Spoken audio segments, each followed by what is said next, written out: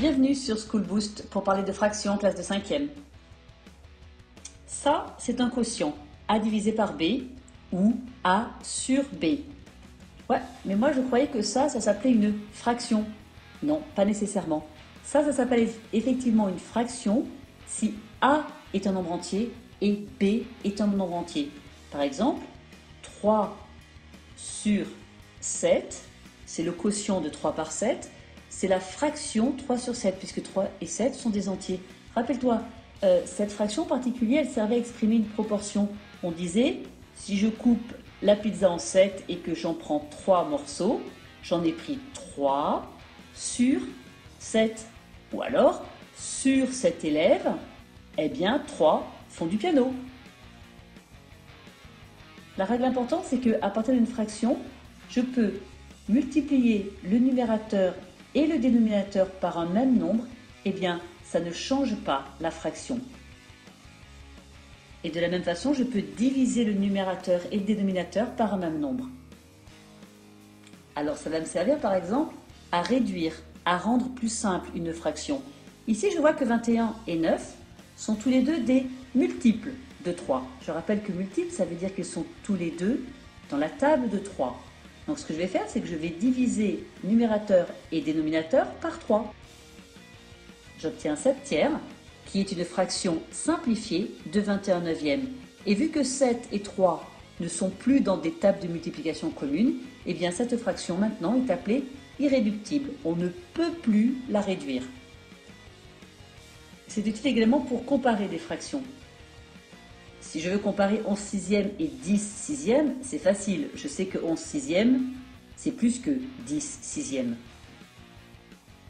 Par contre, si je veux comparer 11 sixièmes et 154e, là c'est plus compliqué. Sauf que si je multiplie la première fraction numérateur et dénominateur par 9, j'obtiens 99 54e. Et là, c'est facile de voir que 99 54e, c'est plus petit que 100 54e. Voyons maintenant comment faire des opérations, addition, soustraction, on va faire après les multiplications, avec des fractions. Quand les dénominateurs sont identiques, alors j'additionne les numérateurs entre eux, 7 plus 3, 10, et je garde le dénominateur, j'obtiens 10 cinquièmes. Effectivement, 3 cinquièmes plus 7 cinquièmes est égal à 10 cinquièmes. Pour les soustractions, ça fonctionne de la même manière, dès lors que les dénominateurs sont identiques, je soustrais les numérateurs entre eux, 3 moins 2, ça fait 1 cinquième. Problème, lorsque les numérateurs ne sont pas égaux entre eux, à ce moment-là, il va falloir que je commence à transformer une des fractions pour qu'elles aient toutes les deux le même dénominateur. Ici, je peux multiplier le dénominateur par 11. Pour ne pas changer la fraction, je n'oublie pas de faire pareil au numérateur. Et donc, ma première fraction est maintenant égale à 33 divisé par 55. Plus 1 55e. Cette fois, les dénominateurs sont égaux et je peux additionner les numérateurs entre eux, j'obtiens 34 55e. Voyons ce qu'il en est maintenant pour les multiplications. Pour les multiplications, je vais multiplier les numérateurs entre eux, 3 fois 7, 21, et multiplier les dénominateurs entre eux, 2 fois 5 égale 10. Mais sur un calcul, celui-là par exemple, je prends mon temps et j'observe avant de calculer.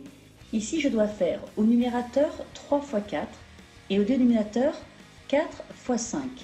Alors le dénominateur, je vais l'écrire 5 fois 4 plutôt que 4 fois 5.